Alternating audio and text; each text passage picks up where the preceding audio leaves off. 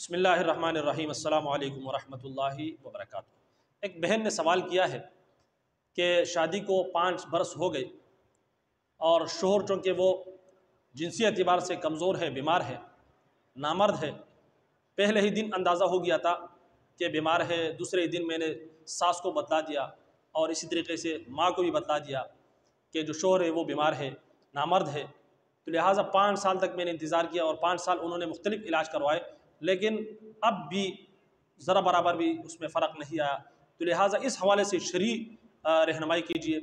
جواب دینے سے پہلے وہ خواتین جن کے ساتھ یہ مسئلہ ہے، جن کے شوہر نامرد ہے، یہ مسئلہ ان کے لیے بھی ہے، اور جس بہن نے سوال کیا ہے یہ مسئلہ ان کے لیے بھی ہے، یہ جواب ان کے لیے بھی ہے۔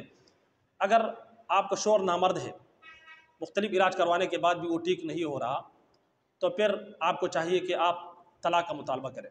آپ ان سے طلاق کا مطالبہ کریں کہ آپ میرے حقوق ادا نہیں کر سکتے، لہٰذا مجھے طلاق دے دیں۔ اگر وہ طلاق دینے کے لیے رضامند ہو گیا تو صحیح ہے، طلاق دے کر پھر عدت گزارے اور اس کے بعد عدت گزارنے کے بعد آپ دوسری جگہ پر نکاح کریں۔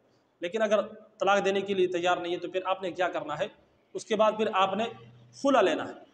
خلا کس طریقے سے لینا ہے کہ آپ نے ان کو کچھ دینا ہے، یعنی جو مہر وغیرہ انہوں نے دیا ہے وہ واپس کر دے، اور آپ کہیں کہ بھائی آپ نے جو مہر دیا ہے وہ واپس لے لیں اور مجھے طلاق دے دیں، تو اس کو خلا کہا جاتا ہے۔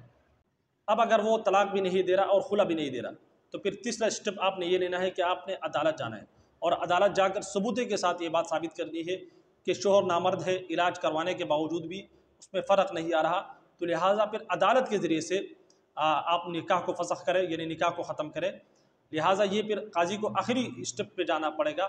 شروع میں آپ نے طلاق لینا ہے، اگر طلاق نہیں دے رہا تو پھر خلا، اگر خلا نہیں دے رہا تو پھر آپ نے آخر میں جا کر عدالت جانا ہے اور وہاں عدالت کے ذریعے سے اپنے نکاح کو ختم کروانا ہے۔ جب عدالت کے ذریعے سے آپ نے نکاح کو ختم کر دیا، فسخ کر دیا، تو پھر آپ عدت گزاریں۔ عدت گزارنے کے بعد آپ پھر آگے جا کر کہیں اور نکاح کر سکتی ہو۔ تو امید کرتا ہوں کہ آپ کو مسئلہ سمجھ میں آ چکا ہوگا۔